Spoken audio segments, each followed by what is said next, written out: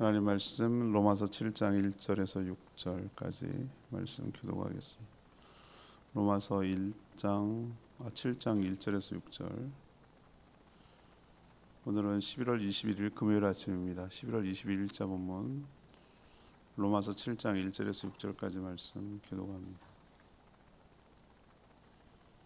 형제들아, 내가 법 아는 자들에게 말하노니 너희는 그 법이 사람이 살 동안만 그를 주관하는 줄 알지 못하느냐? 남편이 있는 여인이 그 남편 생전에는 법으로 그에게 매인 바 되나 만일 그 남편이 죽으면 남편의 법에서 벗어나느니라. 그러므로 만일 그 남편 생전에 다른 남자에게 가면 음녀라. 그러나 만일 남편이 죽으면 그 법에서 자유롭게 되나니 다른 남자에게 갈지라도 음녀가 되지 아니하느니라. 그러므로 내 형제들아, 너희도 그리스도의 몸으로 말미암아 율법에 대하여 죽임을 당하였으니 이는 다르니 곧 죽은 자 가운데서 살아나신 이에게 가서 우리가 하나님을 위하여 열매를 맺게 하려 함이라. 우리가 육신에 있을 때에는 율법으로 말미암는 죄의 정욕이 우리 지체 중에 역사하여 우리가 사망을 위하여 열매를 맺게 하였더니 이제는 우리가 얽매였던 것에 대하여 죽었으므로 율법에서 벗어났으니 이러므로 우리가 영의 새로운 것으로 섬길 것이요 율법의 주문에 묵은 것으로 아니할지니라.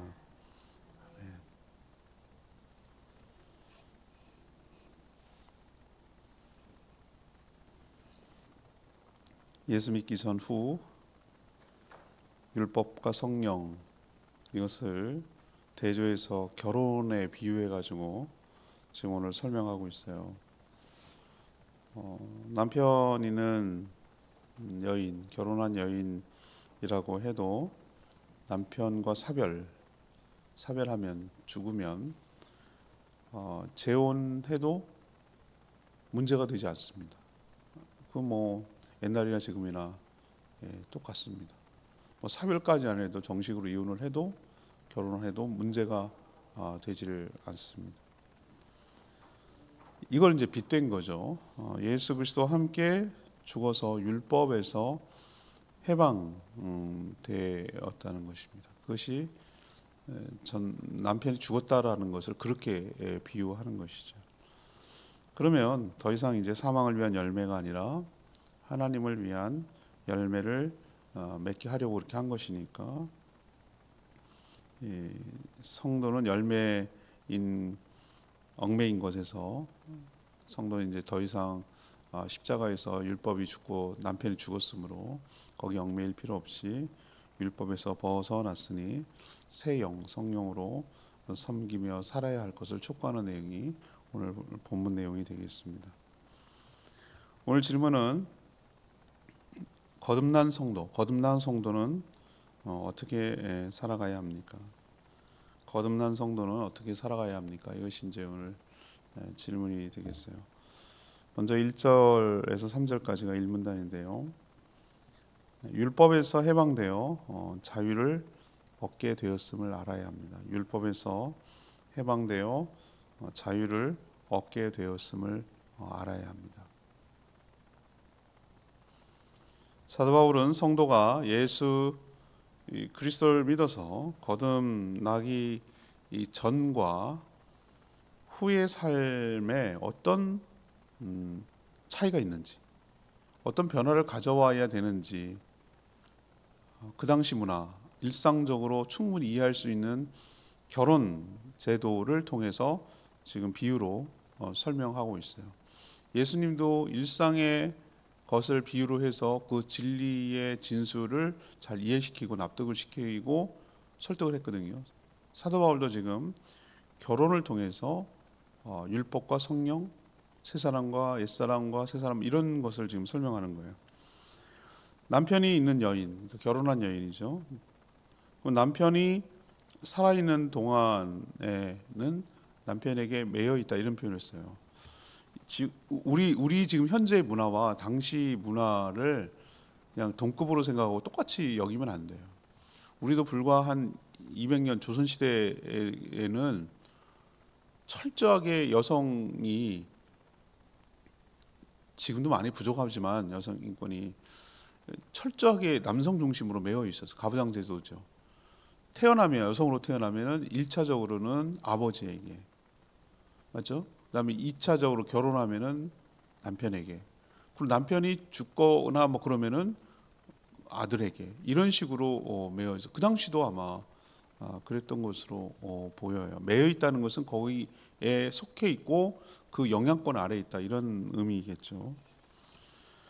그렇게 할 수도 없지만 만약에 다른 남자와, 남편이 있는데도 불구하고 다른 남자와 산다든지, 그거는 명백한 간음으로 여러 가지 정도의 사회에 따라, 그 시대에 따라 다르지만 여러 가지 불이익을 받거나 간음이라고 죄악시했던 것이죠. 이게 지금도 여전하죠. 살아있는 남편이 그녀를 주관하기 때문이다라는 거예요. 하지만 남편이 사별했습니다. 남편이 죽었어요. 어떤 이유든지. 그러면은 상황이 완전히 달라져요. 상황이 달라져서 이제는 더 이상 죽은 남편이 그 여인을 주관하지 못합니다. 자유롭게 되는 것이죠. 일종의 자유롭게 되는 것입니다. 딴 남자와 만약에 재혼을 한다고 해도 그거는 물론 그 다음날 재혼하는 건 좀 그러긴 하지만 재혼해도 문제 삼을 수가 없어요. 그거는 그 사람의 행복권이고 선택권이고 그러기 때문에 남편이 사별했는데 뭘 무슨 열려놨다고 그렇게 조선시대도 아니고 말이죠. 그렇게 를 강요할 이유가 없어요. 그 사람이 행복하게 자기가 살아가야 돼. 남편 죽었는데 그럼 죽은 남편이랑 살 수도 없는데 어떻게 하라는 거예요. 그렇게 되는 거는 그 당시에도 그렇게 정말 남성 중심의 사회에도 문제가 되질 않았어요. 그 당시에도. 지금도 문제가 되지 않죠. 이건 비유예요, 비유. 설명하기 위한 비유. 그러면 여기서 뭐냐? 예수 그리스도와 함께 십자가에 못 박혀 죽었죠. 앞에서 쭉 그게 설명한 게 복음의 핵심 내용 아니에요? 예수 그리스도와 당신이 함께 십자가에 못 박아 죽었습니다. 죽을 때 나만 죽었나? 아니에요. 죄의 삭은 사망이라고 어제 분명히 얘기했잖아요. 죄의 삭은 사망이에요. 사망. 죄의 대가는 사망이란 얘기예요. 죄가 있느냐 없느냐, 제가 주일날 설명했잖아요. 많이 있느냐 없느냐, 그건 우리 생각이고 있느냐 없느냐가 중요한데 우리 죄 없는 사람이 어디 있어? 근데 죄를 조금이라도 있으면 죄의 대가는 뭐라고요? 결과는 사망이라고. 사망으로만 끝이 나는 거예요. 죄에 대한 결과는 그거라고요. 그러면 죽으면 아무 의미가 없잖아요, 우리에게. 그래서 우리 대신에 예수와 함께, 우리가 죽은 건 아닌데 예수님이 우리를 안고 우리 속에, 예수님 안에 우리가 들어와 있는 거예요. 표현이 좀 뭐한데요. 옛날에 시골에 가면 우리 할머니가 그런 거 기억나요. 왜 사이 오면 씨암탉 잡아준다고 그러잖아요. 씨암탉은 잡지 않아요. 왜 그러냐면 거기서 달걀도 낳고 그 병아리도 낳고 그래야 되기 때문에 안 잡아요. 그렇죠? 수탉이 있는데 계속 도전하는 수탉이라든가 이미 수탉이 있는데 이런 거 잡지 안 잡아요. 근데 씨암탉을 잡았다는 얘기, 이건 최고의 정말 그걸 하는 거거든요. 근데 보면 이렇게 배를 가르고 이제 이렇게 잡아가지고 보면은 달걀이 될 것들이 세포가처럼 이렇게 물론 이렇게 형태는 동그랗게 안 됐지만 달걀이 될 것들이 그 안에 있어요. 이거 모르시는 분들은 안 잡아본 사람들이에요. 전 현장을 봤단 말이에요. 그걸 봤단 말이에요. 그럼 얘는 아직 달걀은 아니야. 근데 달걀이 될 가능성, 그리고 달걀이 된다고 해서 당장 병아리 되는 것도 아니에요. 깨고 나와야 이제 품고 깨고 나와야 되는, 부화가 돼야 되는데, 그런데 제가 지금 적절하게 비유를 들고 있는 거 아세요? 비유를 설명하려는 거예요. 우리는 아직 부활의 형태는 아니지만 어떤 형태로? 예수 그리스도 안에 있는 형태로 존재한단 말이에요. 제 말 이해하시겠어요? 그걸 지금 저도 비유를 또 드는 거예요. 비유를 또 설명하고. 그래서 예수님이 죽을 때, 그 사람 죽은 거랑 나랑 뭔 상관 있어? 예수 그리스도를 믿는 자는, 영접이라는 게 뭐냐? 내 안으로 들어오는 거란 말이에요. 제가 말씀드렸잖아요. 식초하고 물을 탔을 때 어디까지가 식초고 어디까지가 물인지 구분 못해요. 그런데 식초 맛이 나요. 내 안에 예수가 들어왔다. 그거는 동시에 내가 예수 안에 들어갔다도 되는 거예요. 구분이 안 돼요. 내 안에 예수의 맛이 나고 예수의 향기가 나고 예수의 효력이 나타나는 거예요. 내가 안 죽었어요. 예수가 죽었어요. 근데 내가 죽었어요. 왜? 예수 안에 내가 있기 때문에. 여기 이해되시죠? 그래서 예수님이 죽을 때 죄의 삭슨 사망이라고 하는 이 율법의 요구를 다 들어줬어요. 최고로 내릴 수 있는 게 뭐예요? 율법이 죄를 지은 사람에게 할 수 있는 최고의 그것이 뭐? 죽음이잖아요. 그럼 예수님 죽었잖아요. 죄값을 치렀잖아요. 죽어서 끝냈잖아요. 죽었잖아요. 더 이상 뭘 물어봐? 죽은 사람한테 또 때려? 죽었는데? 죽은 걸로 다 죄값을 치렀는데 뭘 더 이상 치러달라는 거예요? 그게 끝인데. 그래서 율법이 더 이상 우리에게 뭘 할 수 없다? 너 죄인이야. 너 벌 받아야 돼. 라고 주장할 수 없다. 영향력에서 끊어졌다. 왜? 이미 형벌을 다 죽은 것으로 끝내버렸기 때문에. 다 들어줬기 때문에. 그래서 예수님 마지막 가상칠언, 십자가에서 죽으셨을 때 마지막에 했던 여러 말 중에 7번째 말이 굉장히 중요한 말이에요. 다 이루었다. 이 말이 무슨 의미인지 아세요, 여러분들? 그 당시 사람들은 이걸 기록해 놨으니 망정이지 그 죽어가는 사람한테 무슨 살짝 얘기하는 걸 어떻게 그걸 난 기록했다는 게 너무 놀랍습니다. 이게 은혜인데, 다 이루었다는 얘기는 뭐냐면은 채무, 빚을 다 갚았다라는 의미도 되고 모든 죄값을 치렀다라는 의미도 되고 더 이상 이제는 죄를 물을 수 없다는, 그래서 다 완성했다라는 선언이에요. 이게 얼마나 은혜가 되는지 몰라. 이제는 더 이상 우리가 채무자인 사단이 너 빚졌잖아 나한테 이렇게 요구할 수 있는 권한이 없어. 채무증서가 찢어버려졌어. 원본이 사라졌어. 카피본 갖고 우리를 자꾸 들이밀지만 원본이 사라졌어. 우리한테 요구할 수 있는 근거와 이유가 없어요. 이미 죽음으로써 그 죄값을 치렀기 때문에. 아멘입니까? 이게 복음이잖아요. 복음. 로마서는 뭐 처음부터 끝까지 복음이에요. 앞부분은 다 복음이에요. 그러면 이제 이 얘기예요. 율법이 성도를 주관하지 못한다라는 것을 지금 사도 바울은 뭐로 빗대서 설명하고 있습니까? 전 남편 죽었어. 전 남편 죽었다. 남편 사별했다. 죽었어.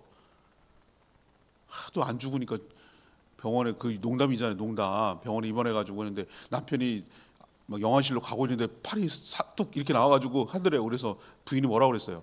팔 쑥 집어넣어. 죽었대잖아. 이렇게 얘기하잖아요. 죽었대잖아. 왜 살아나려고 그러냐 이거예요. 참 기가 막히죠. 그죠? 제 아내는 안 그럴 거예요. 그건 난 믿어요. 그 정도는 아니라고 난 믿어요. 자유. 이제 내가 밥 안 해줘도 돼. 아우 징글징글해. 저 인간 내가 삼시세끼 꼭 밥 해주는 거 징글징글해. 빨리 죽었으면 좋겠어. 이런 마음이 여기까지 올라가도 그 표현을 못해도 내가 언제까지 이렇게 뒷수발하고 살아야 되나 막 이런 마음이 오고, 저기 그냥 뭐라고 내가 저게 평생을 저렇게 종살이 해야 되나 막 이런 생각이 올라올 때도 있을 거예요. 나는 그런 생각도 들어요. 근데 이제 끝났어. 죽었어. 생각보다 빨리 죽어줬어. 재산도 많이 남겨줬어. 땡큐야. 그걸 지금 빗대서 얘기하는 거예요. 죽었다고 율법이. 그러면 율법에서 해방되어 자유롭게 되었고 이제는 거기가 끝난 게 아니라 그걸로 끝나도 감사한데 정말 좋은 남편하고 이렇게 재혼했어. 그게 누구예요? 예수 그리스도란 말이에요.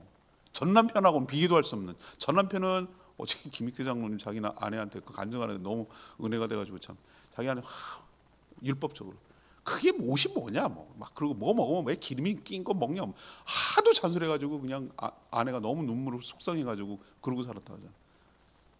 고속도로 휴게소에서 핫바 하나 먹는데 그 기름에 튄 거 먹어갖고 건강에도 안 좋은 거 먹는다고 막 뭐라고 했대는 거야 자기가 아내한테, 권사님한테.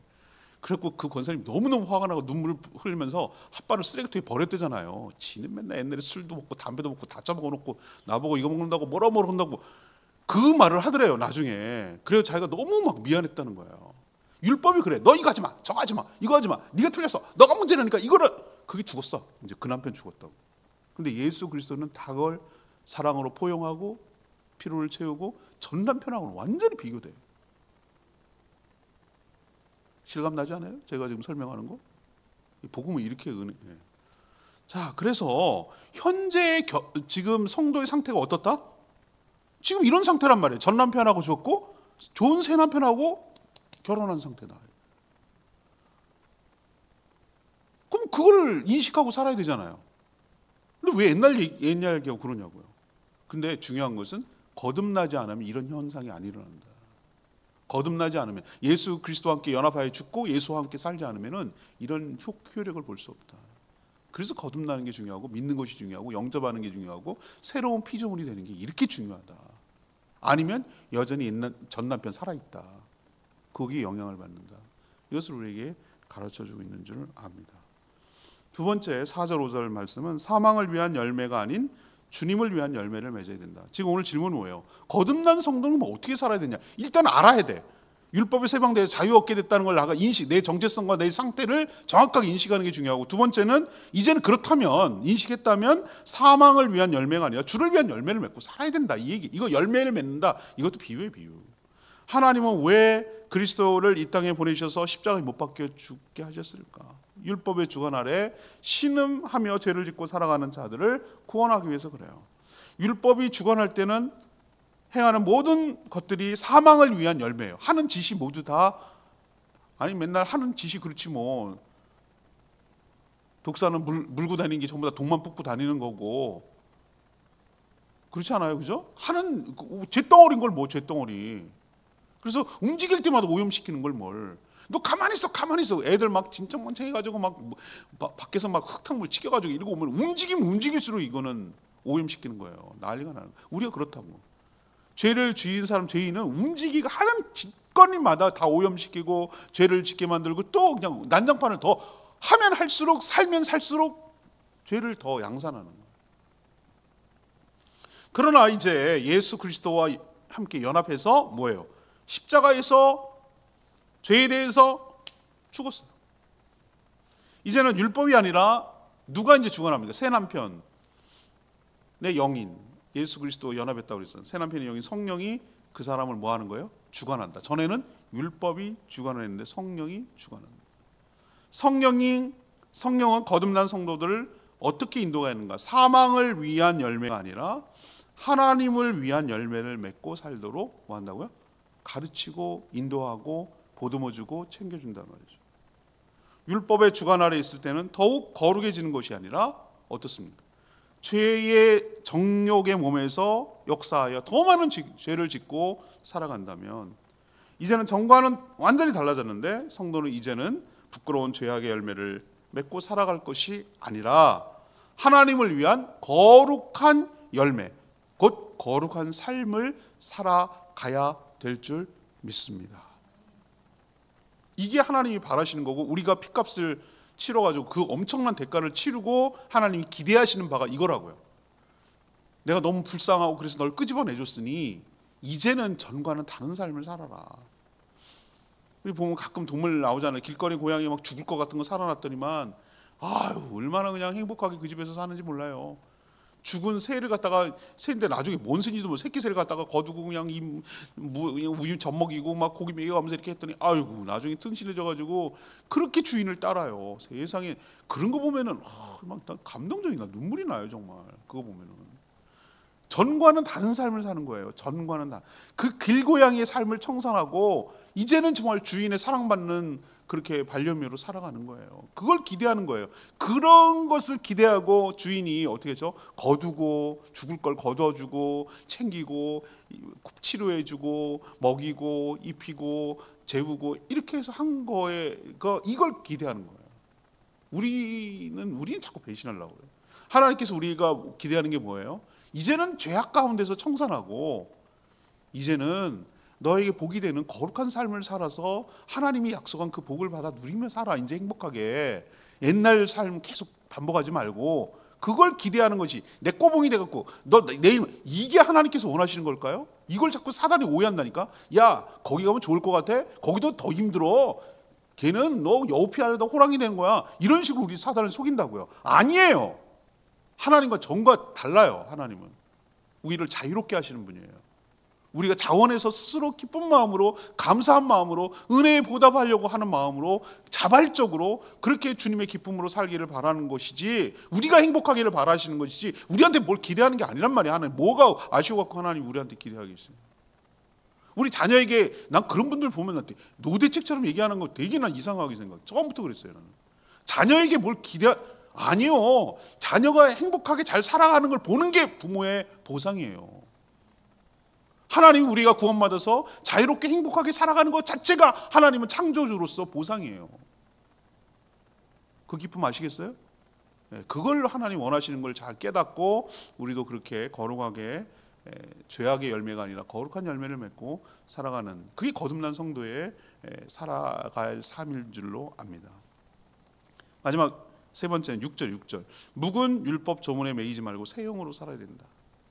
이제 남편 죽었어요. 주관하는 자가 없어졌어요. 해방되어 자유를 얻었어요. 더 이상 우리를 얽매이게 하거나 또 과거에 머물 이유가 없어요. 그렇다고 자기 마음대로 살아야 된다는 뜻은 아니에요. 사망을 위한 열매를 맺고 살았던 그런 삶을 이제는 청산하고 하나님을 기쁘시게 하는 열매를 맺고 살아가야 합니다. 자, 그러면 그것이 어떻게 가능할까? 과거에 얽매이게 했던 묵은 율법의 조문, 옛날 그 방식, 옛날 사고, 그 죽은 남편이 있기 전에 그 사고 방식, 그 삶의 패턴대로 살면은 불가능해요. 그런 새로운 삶은 불가능해요. 죽었는데도 여전히 거기에 매여서 그렇게 살 수는 없어요. 아니, 남편 죽었는데 왜 삼시세끼를 왜 해요?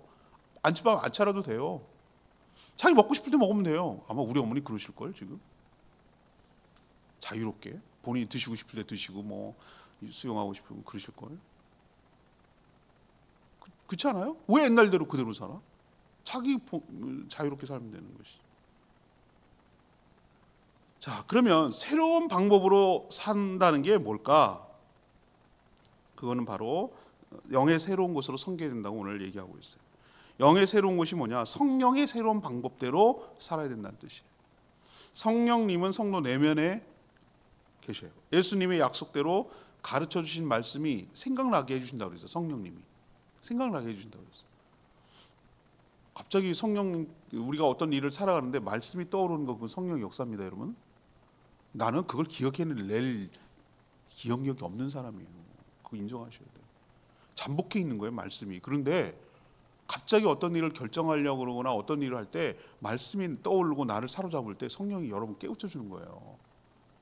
그 거부하면 안 돼요. 그거는 그 하나님 주신 마음이에요. 성령이 내 안에 계셔서 하나님, 야 누구야 이렇게 한다지 않는다니까. 왜 이렇게 바보처럼 여기 막 귀에다 대고 누구야 상수야 그러면 안 돼.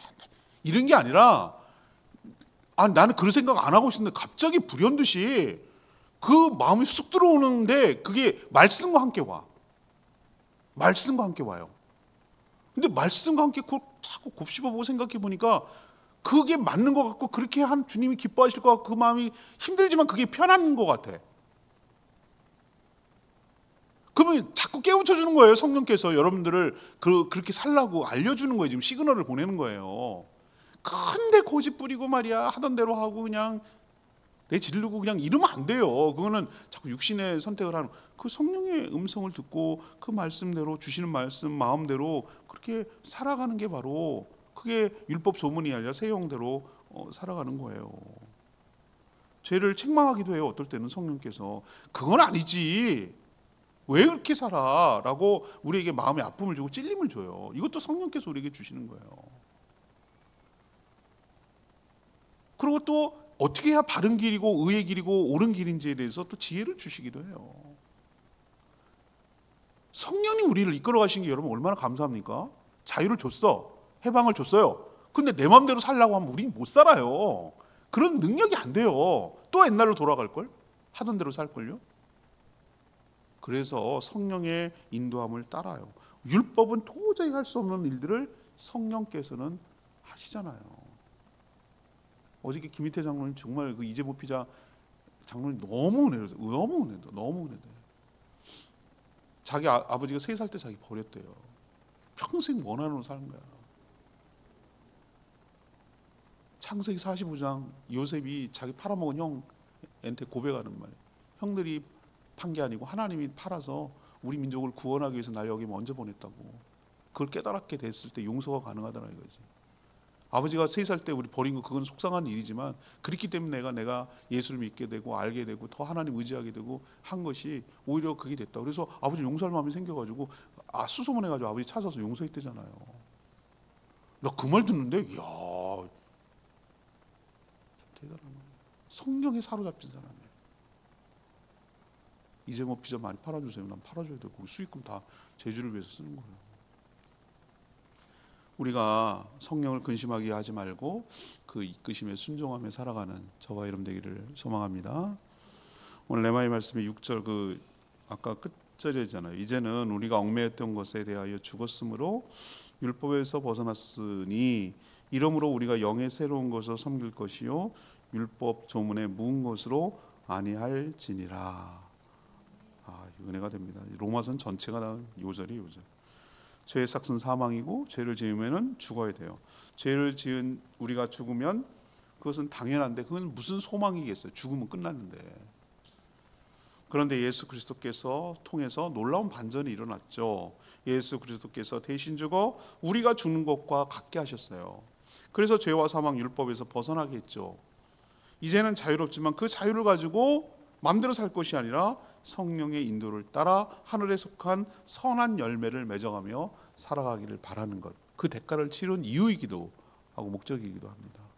여러분도 이제는 구원의 은총을 받았으니 성령의 인도함을 받고 살아가는 저와 여러분 되기를 소망합니다. 오늘 말씀 붙들기 전에 479장 찬양집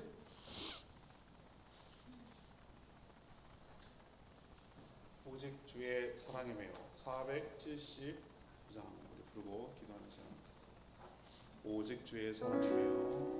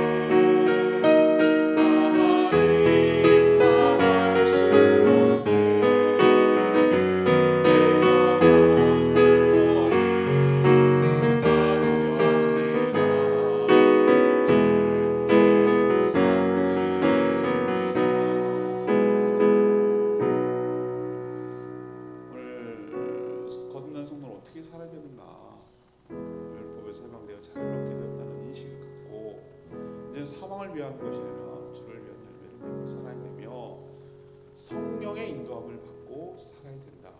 이것이 바로 거듭난 성도의 삶입니다. 이렇게 살게 해달라고 주의 외침에 기도합니다. 주여 하나님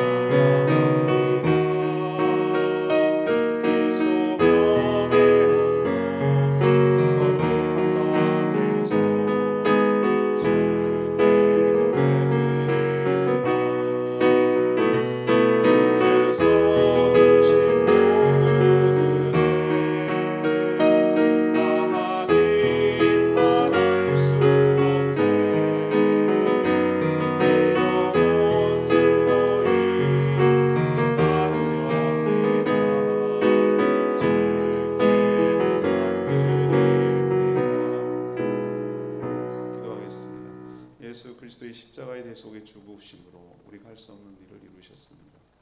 이제 더 이상 우리의 죄 때문에 형벌을 받지 않아도 되도록 만들어 주셨습니다.